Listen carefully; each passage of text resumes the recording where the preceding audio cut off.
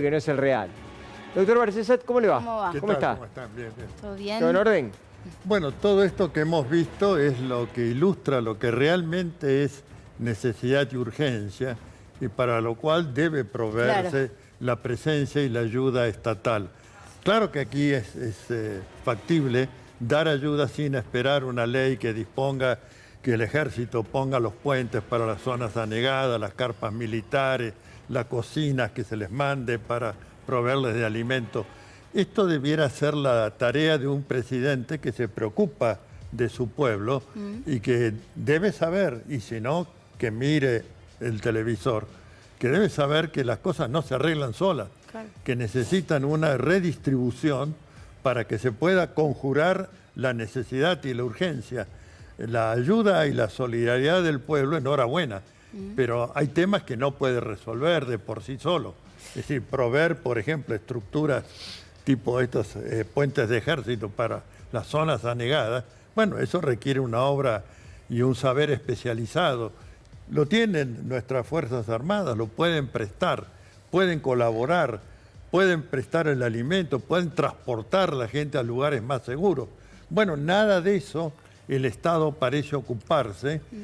Bueno, seguramente los tweets deben ser más interesantes, pero esta es la verdadera previsión para la cual están los decretos de necesidad y urgencia, y para no creerse justiniano o un legislador iluminado del derecho romano, mandando esos brulotes que son, por supuesto, solamente dignos de ser rechazados y declarados nulos, de nulidad absoluta e insanable, que es lo que hasta aquí en primer de las cámaras, que es la del Senado, ha transcurrido, ¿no? Eduardo, en relación a ese DNU que es la necesidad y la urgencia, que sí, evidentemente le está importando al gobierno nacional, que tiene que ver con ese DNU puntual, que sí fue rechazado en Senado, hay que ver qué pasa en diputados, decía hace algunas horas Spert que ese DNU que fue rechazado por la política en el Congreso fue solo pensando en la gente, que es solo pensando en la libertad de la gente por el bien de los ciudadanos. Y yo quería preguntarle acerca de esta declaración de Spert, tanto de esta como la de Javier Milei en las últimas horas de es un DNU que va contra la casta, por eso no lo están votando en el Congreso. Por favor, me parece que puede hacer pareja con las expresiones de Luis Juez en el debate en el Senado. Es decir, la tremenda ignorancia respecto a cuáles son los verdaderos efectos de este DNU. ¿Cuáles han sido? El pueblo lo sabe todo. Incremento de los precios de los alimentos, de los medicamentos, el tema de las tarifas, lo que viene, luz, gas, nuevamente aumentos de nafta. Es decir, el empobrecimiento brutal, la privación de la calidad de vida, eso que en la terminología de los derechos humanos llamamos vida digna, se ha derrumbado a consecuencia de las medidas que se desataron precisamente por el decreto 70/2023. La única emergencia pública real acá en la Argentina es primero terminar con este decreto y luego, por supuesto, someter a juicio político a quienes impulsaron y convalidaron esta pérdida de la calidad de vida de los argentinos y que ha puesto la totalidad de nuestras riquezas y recursos naturales expuestas a la voracidad del capital financiero internacional. Y lo demuestra claramente el primer punto de ese malhadado proyecto de pacto 25 de mayo, que dice es inviolable la propiedad privada, cosa que ya lo dice la Constitución. No, lo pone primero para decir que no hay otra forma de propiedad pública, propiedad en común de los pueblos originarios o una propiedad social que pudiera ser similar a la de los pueblos originarios. Sí, Eduardo, yo le quiero preguntar lo siguiente. Digamos, cachetazo para el gobierno con el revés que han tenido en el Senado con el tema del DNU. Supongamos que la cosa vaya a diputados, ya la están percibiendo medio, ya están abriendo el paraguas. Yo no sé cómo va a salir finalmente la cuestión de la sesión en diputados, pero supongamos que le salga al gobierno mal, es decir, que le voten en contra el DNU. ¿Qué es lo que pasa? ¿Hay una retroactividad de las medidas tomadas? Porque sería, desde el punto de vista de la validez del mismo, sería inválido el DNU. Y todo lo que se hizo hasta ahora también sería inválido, porque Así es. si el Congreso le está diciendo que no, lo está invalidando. Explíquenos un poco, ¿qué es lo que se viene? Efectivamente, lo que dice tanto la Constitución, la Ley de Procedimientos Administrativos y el Código Civil y Comercial de la Nación, lo que demuestra lo que siempre enseñamos en la facultad, que el derecho es uno solo y uniforme, sus principios generales, establecen que cuando hay un acto nulo, de nulidad absoluta e insanable, lo que el orden jurídico establece es volver al momento previo. Ahora, cuando por razones fácticas no se puede volver al momento previo, una compensación en dinero. Pero esto fundamentalmente para los actos nulos de particulares. Acá, cuando se trata de la responsabilidad del Estado, Sí. es factible y es obligatorio que se vuelva al Pero ¿y en la instante previo. práctica cómo sería, Lu? A ver, contame, porque, digo, a ver, pensemos en voz alta. Sí. ¿Qué sería volver al principio? Bueno, Porque todo el gobierno de para mí Milei es difícil. es un DNU. Es decir, pienso todo en está las prepagas. sustentado en la Pensemos DNU. punto por punto. Vos pensás en las prepagas. Por Todo lo ejemplo. que se aumentó desde enero. Fue primero un 40, después un 30, después un 20. Yo no creo que nadie retrotraiga eso. ¿Se puede? ¿Lo van a hacer? Bueno, si hubiera situación de que no se puede retrotraer, a los consumidores y usuarios, que somos todo el pueblo de la nación, hay que darle una compensación para poder absorber esos incrementos brutales en el costo de la vida cotidiana, ¿no?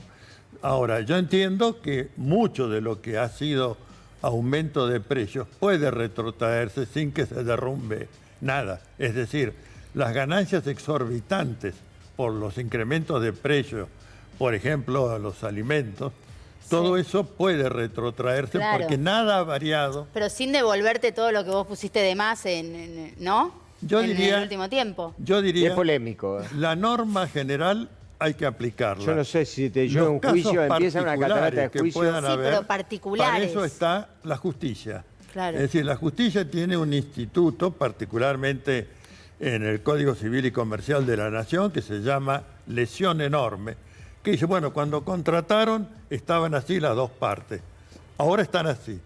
Bueno, entonces uno puede reclamar para volver a estar así. Sí, igualmente en le paridad. quitaría también en algún sentido, no sería una cuestión sola de validez desde mi punto de vista, sino también incluso legitimidad a este gobierno. No, desde ya. Porque, Es una derrota. Claro, bueno, sí, pero yo diría, le quita una Néstor, legitimidad importante. Si prosperara otra votación como la que hubo en el Senado, en Cámara de Diputados, efectivamente la iniciativa posterior es la de la responsabilización del Poder Ejecutivo Nacional, que significa presidente, gabinete de ministros. Bueno, hay una responsabilización que, de acuerdo al artículo 36 de la Constitución Nacional, de deber de obediencia a la supremacía de la Constitución Nacional, son responsabilidades imprescriptibles en lo penal y en lo reparatorio civil. Sí. De manera que no piensan que esto va a ser gratis para ellos. Ellos van a ser responsabilizados por estos hechos que han provocado este deterioro en la condición de vida que han llevado a situación de miseria. Sí, porque si al presidente vos y ya vamos al tema seguridad, que es el otro gran tema preocupante, digamos, que hay bastante para hablar ahí de qué va a pasar con los militares, digamos, porque el gran tema ahí son los militares. El tema es que Milei gobernó por decreto desde que asumió. Es decir, gobernó por un DNU. Si vos le decís que durante todos estos meses él gobernó con un decreto que es ilegal o no está convalidado por el Congreso, no sé si eso le da el mismo viso de ilegalidad o no. Pero digo, sí, claro que sí. Bueno, si él gobernó ilegalmente durante todos estos meses, incluso podría llegar a ser hasta punible un juicio político. Pero no tengo ninguna duda de ello. Yo no? sé que ya hay opiniones, plumas y presentaciones en este sentido. De manera que no tengo duda que una vez que se traspase el proceso de nulificación de este engendro y que continúe la situación de deseche respecto de la ley ómnibus, Por supuesto, del pacto del 25 de mayo, ni hablar, ni soñar. Ahora, ¿por qué la Corte no ha dicho nada al responsabilización respecto? responsabilización por todo esto. Ahora, ¿por qué Lorenzetti, por ejemplo, que yo lo escuché el otro día, habló un montón de cosas? La verdad que las cosas que habla, honestamente, me parece que están como muy medio como fuera de contexto, habló de cosas como muy teóricas, ¿no? Eso cuando pasan otras cosas. Digo, ¿por qué la Corte no se ha expedido sobre este tema? La Corte ha tomado una actitud de esperar que sea el propio poder político, en este caso concretamente el Congreso de la Nación, el que saque las papas del fuego, ¿no? Lo cual, diría, en un sentido de bien obrar del Poder Legislativo, es correcto. Es decir, quien primero tiene la competencia para anular un obrar jurídico, creador de normas, que ha violentado el concepto de competencia y de procedimiento, es el Congreso, porque es el que tiene la competencia de hacer las cosas bien, de hacer las cosas por vía de leyes que sean votadas por el Congreso, representantes del pueblo nacional. ¿No parece muy serio cuando hablamos del poroteo del Congreso, si convencemos a este diputado, si convencemos al otro senador, si Lustó porque votó distinto, hoy Esper despachándose, diciéndole de que era no sé qué, que era un mamarracho porque votó distinto? Me parece que no hay libertad, no permiten tampoco la libertad de pensamiento, claro, ¿no? A de Esper voto. y a juez, que se quejó de que los senadores invocaran y aplicaran la Constitución Nacional. Claro. Pero qué delito, por favor, es decir, es lo que esperamos de nuestro Yo lo que sí quiero decir es que apliquen la Constitución Nacional y no que estén paveando a ver qué pequeño beneficio pueden obtener si le dan un voto corrupto a favor de un mandamás. Claro. Hasta ahora Milei pensó y sigue pensando que puede gobernar solo, ¿no? Porque lo dijo en los distintos discursos que tuvo, si no me acompaña el Congreso, yo voy a gobernar con otras herramientas. Se conoció y trascendió apuntes que se había hecho el presidente de la Nación en el que decía, paso 1, si están todos de acuerdo, ok, pasamos al paso 2, si no, conflicto. Paso 2, si están todos de acuerdo, pasamos al paso 3, si no, conflicto. Digamos, él no quería negociar, no quería consensuar. Yo creo que lo que marcó lo que ocurrió en el Senado es al menos un cambio de rumbo que tiene que tomar el gobierno nacional en este sentido, que no sé si lo van a hacer o no. No lo va a hacer. Hoy ya dijo que no lo va a hacer. Mirá, lo que se está planteando es que buscan negociar de otra manera con los legisladores y con los gobernadores respecto del pacto fiscal y de la ley ómnibus para que en diputados, que está más difícil que en el Senado, que se lo rechacen, por lo menos el porotero, no salga negativamente para el gobierno. Hay que ver cómo se maneja en este sentido. Evidentemente, solo Javier Milei no puede gobernarlo, volvemos a decir. Porque fíjate que se le planta el Congreso y le rechazan el DNU y se terminó. No podés gobernar ni siquiera con una herramienta como un decreto de necesidad de urgencia si no consensuás con nadie. Yo creo... No hay manera. Sí, yo voy en la misma dirección. Pero yo creo, no sé si te pregunto, Eduardo, también. El presidente se autopercibe que si no le votan las leyes, si no le votan los decretos, si no le votan lo que él quiere, no le importa. Es decir, él va, como sea, a como dé lugar, a hacer lo que él quiera. Digo, esta es la sensación que uno tiene, como que se autopercibe que tiene un poder ilimitado que va encima del resto de los poderes del Estado y que su poder es más importante que el poder judicial, es más importante que el poder legislativo. Digo, es difícil, ¿no?, ante un panorama de ese tipo. Es un tema que en la ciencia política ha sido abordado en conjunción con otro campo de saberes, que es el campo de saberes psiquiátricos y psicológicos, ¿no?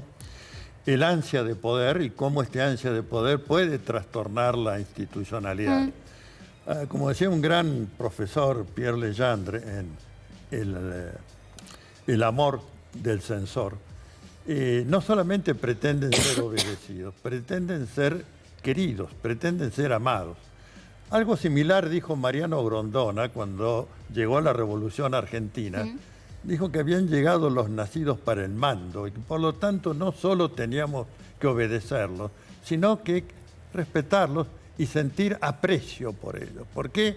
Porque eran los que, de acuerdo a un proceso de decantación natural que solamente Platón y algún otro tonto circuló, los nacidos para el mando vienen para el bien.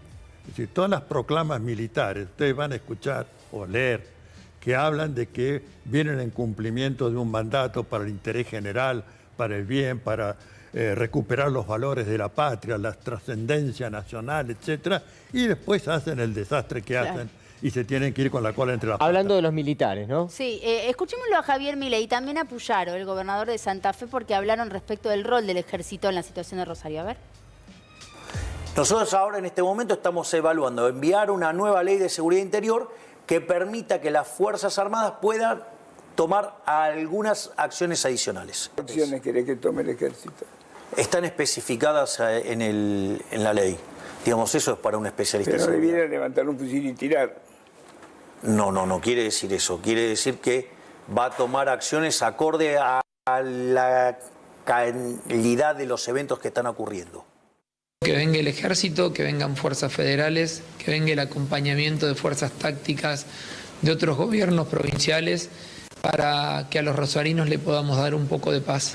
El ejército está formado en este momento no para tareas preventivas, sino defensivas y de ataque, pero rápidamente son personas entrenadas que tienen obviamente formación militar, formación táctica, formación en inteligencia, con lo cual están muy cerca de poder llevar adelante también acciones preventivas.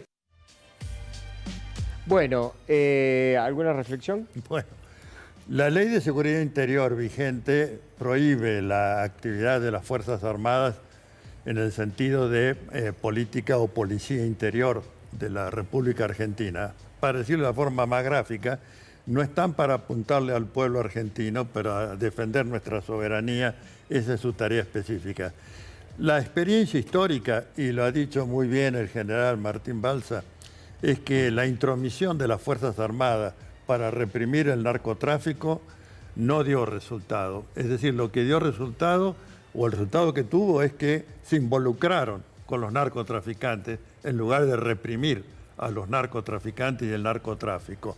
Claro que es complejo el tema y no pretendo yo dar una solución sencilla. Yo tengo una pregunta después, cuando vos termines. Pero tenemos que pensar, ¿por qué hay tanta droga en circulación? Y porque hay quienes la consumen. Sí.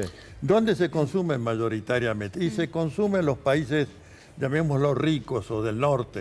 Es decir, Estados Unidos, los países europeos tienen un altísimo consumo de droga. Bueno, ¿qué es lo que hace la DEA?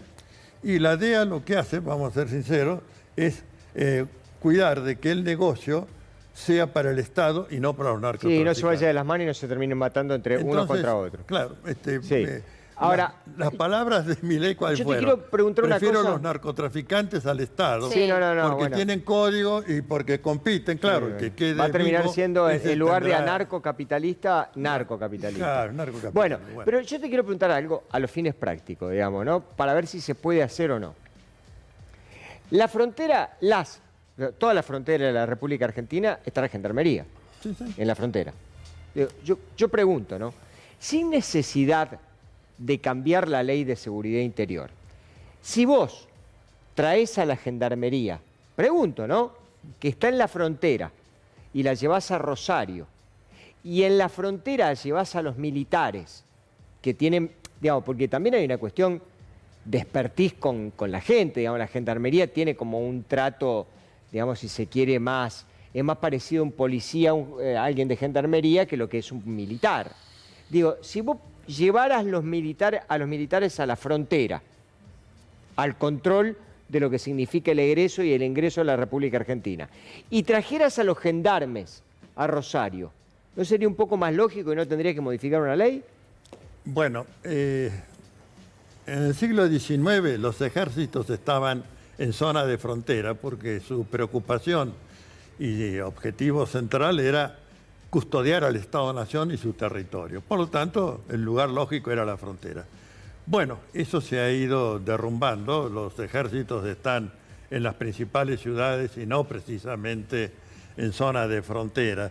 De manera que podría ser una recuperación del sentido y finalidad de la defensa territorial el que estén en zona de frontera.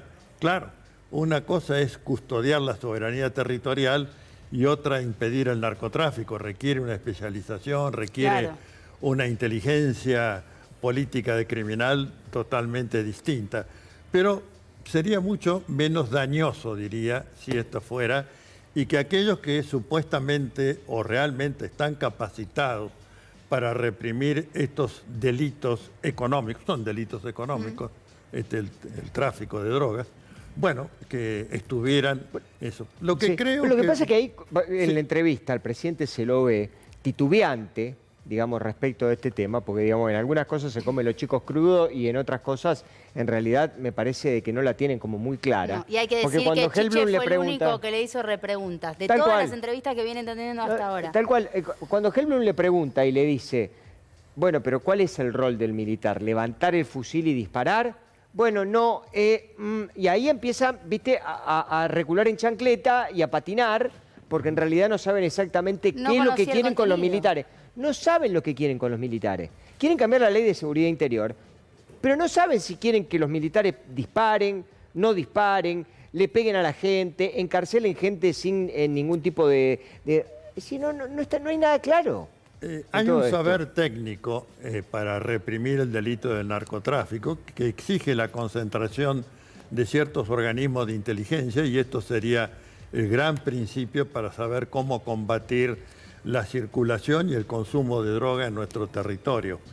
También el saber diferenciar el trigo de la paja, de que hay drogas que probablemente no sean tan malignas, sino hasta con efectos curativos. Bueno, dejemos el estigma de estas drogas. Pero ninguna duda que todo lo que además consume aquel que tiene menos capacidad económica es como tragarse una bomba atómica, ¿no? Sí. Sí, le rompe las neuronas, etcétera. De modo que eso tiene que tener un cuidado muy especial para poder impedir que nuestro pueblo sea un pueblo de zombies idiotizados, como nos están mostrando. Ahora, yo te pregunto en lo concreto, digo, antes de darle el paso a mi compañera Yanira, porque necesito tener una respuesta desde el punto de vista de lo que significa la Constitución.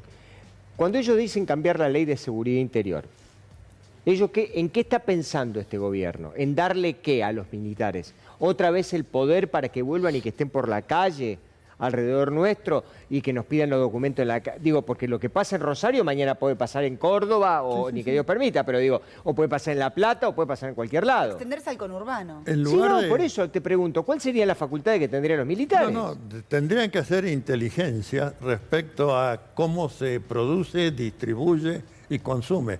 Todo producto es producción propiamente dicha, distribución y consumo. Bueno, si no sabes cómo operan estas tres variables, es muy difícil que vos puedas reprimir, sino reprimir después de que se ha producido la producción, la distribución y el consumo. De modo que en lugar de buscar armas, busquen cabezas inteligentes. En la Argentina las hay, expertas en este tema, y que saben dónde está la producción, cómo se distribuye y dónde se consume. Sí, Bueno, si juntamos eso va a ser mucho más útil que poner a un matón parado en la puerta o... A mí me parece que ellos quieren la imagen de los militares. A mí Bueno, me da la es que sensación de que el porque- gobierno quiere la imagen del militar con el fusil en el medio de las calles de Rosario. Sí, Esta es pero- la imagen que es la foto que busca el gobierno. En me Colombia, en México eso fracasó, Sí. y lo que terminó es que esas Fuerzas Armadas, vastos sectores, se aliaron con los grupos de narcotráfico. Claro, ¿no? que también puede Le pasar. brindaron digo. seguridad a los narcotráficos y no al pueblo. La Bueno, sumamos a Yani un segundo porque en relación a esto que dice Néstor de que el gobierno quiere ver presencia de los militares también porque quiere de alguna manera, piensan que de esa forma, estimo yo, le van a dar o se van a sentir más seguros los ciudadanos de Rosario que hoy se sienten completamente inseguros. Completamente inseguros en unas calles que ellos de alguna manera liberaron, ¿no? A ver, hay que decir cómo todo esto empieza. Se genera toda una situación de quita de privilegios, que no digo que estén bien a los precios, pero de quita de privilegios, difusión de fotos, y no tenían cuidada la calle al momento de hacer eso. Y de repente vemos un montón de bandas que van contra los inocentes, que dicen ir contra los inocentes, y se armó todo esto en los últimos días en un conflicto que ya viene de hace un montón de tiempo. Sí, a mí me parece que tenemos que dividir, por un lado, lo que reclama la gente común, la gente de Rosario, los distintos sectores. No estoy hablando de política, me refiero a los distintos sectores comerciales, si se quiere, los actores de la sociedad que quieren vivir Seguridad. seguros, que quieren saber que pueden llevar a sus hijos al colegio, que pueden tomar un taxi, que pueden salir a laburar a las 5 de la mañana a tomar un bondi y que no va a estar de paro porque balearon a un chofer. Entonces, ahí me parece que sí, la presencia policial porque lo decía la gente también, que nos paren, que nos controlen, Sí. pero queremos seguridad. Y también vimos a nuestro compañero Hernán Lucena paseando en un taxi en Rosario, mostrando el recorrido cuando pasaron por un control y no le hicieron ningún tipo de revisión, si se quiere, ¿no? En una hora de noche y en una zona peligrosa, como es la zona sur. Y por otro lado, sí, ver de qué manera se puede combatir al narcotráfico. A ver, ¿de cómo se combate? ¿Se combate en las fronteras? Cualquiera que tiene la posibilidad de salir hoy del país a un país limítrofe en auto sabe que no hay ningún tipo de control. Sí. Que vos salís de la Argentina hacia Brasil, hacia Uruguay, nadie te controla absolutamente nada, ni para ingresar tampoco, ¿sí? Esto pasa y te lo comenta cualquier persona y algunos que lo hemos hecho te das cuenta que podés pasar absolutamente todo. Entonces, ¿dónde pones la presencia de las Fuerzas Armadas? Para controlar el narcotráfico, para ir directamente a combatir si existe una zona de producción, porque hasta donde sabemos, supuestamente, hay determinadas drogas, Argentina no produce, sí que trae, sí que trafica. Y ya sabemos por dónde los traen, por pasos fronterizos, por rutas muy importantes que comunican desde el Mercosur. Entonces, me parece que es mucho más profundo. ¿Y qué va a pasar ahora? ¿Cómo desarticulás a estas bandas narcos que se unieron para ir contra los inocentes en represalias a los controles que se llevaron en las cárceles? Es muy complejo. Esto no se soluciona con presencia nada más de policía. A mí me sigue dando vuelta esta cuestión de la cabeza. Me parece que el gobierno se está tratando de meter en un tema. A mí me suena más a una distracción que a una cosa que realmente tenga cierto grado de sustentabilidad. Porque si vos llevas gendarmes, que lo tenías acá en el conurbano, o lo tenías no sé en dónde, para reforzar la ciudad de Rosario, ¿por qué no traes los gendarmes que tenés en la frontera y mandás a los militares allá y te evitas un montón de conflictos? Pero la verdad que no sé qué quiere hacer el gobierno con este tema. Para mí es dar una imagen de más seguridad, pero es lo que vos decís. De hecho, con las fuerzas federales, no me queda claro. Con las fuerzas federales lo están buscando y los rosarinos lo único que quieren es que vayan las fuerzas federales. El tema del ejército es otra cosa, porque además lo plantean como un cambio de ley. Para eso también es una ley que me imagino tiene que pasar por el Congreso también, ¿no? Bueno, Si eso es lo primero modificar. que quería señalar, ¿no? Claro, cuidado digo, con otro decreto de necesidad y urgencia que trastoque y que no militarice el país.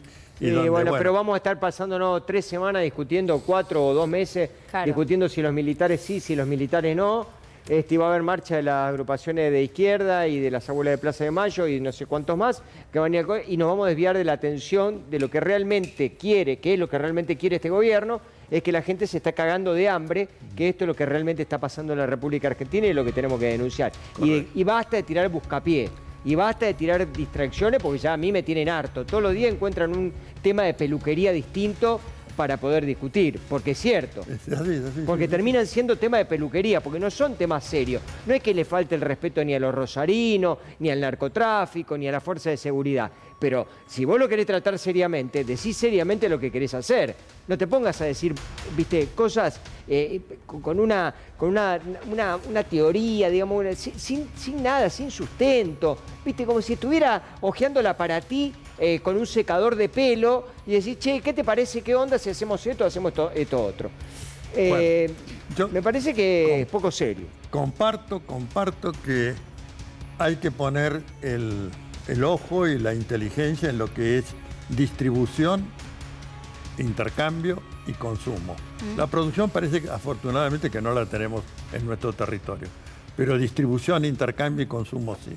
Bien. Bueno, para eso es mucho más importante un saber sobre cómo se interfieren las redes de distribución y de intercambio que estar poniendo militares en la calle, entrando a los transportes, pidiendo documentos, porque con eso no se hace nada. Nada, absolutamente nada. El negocio se queda un ratito. Manipular el psiquismo humano de creer que el Estado está presente. No, nada. No se va, ¿no? ¿Todavía? ¿Se queda un ratito? Ahora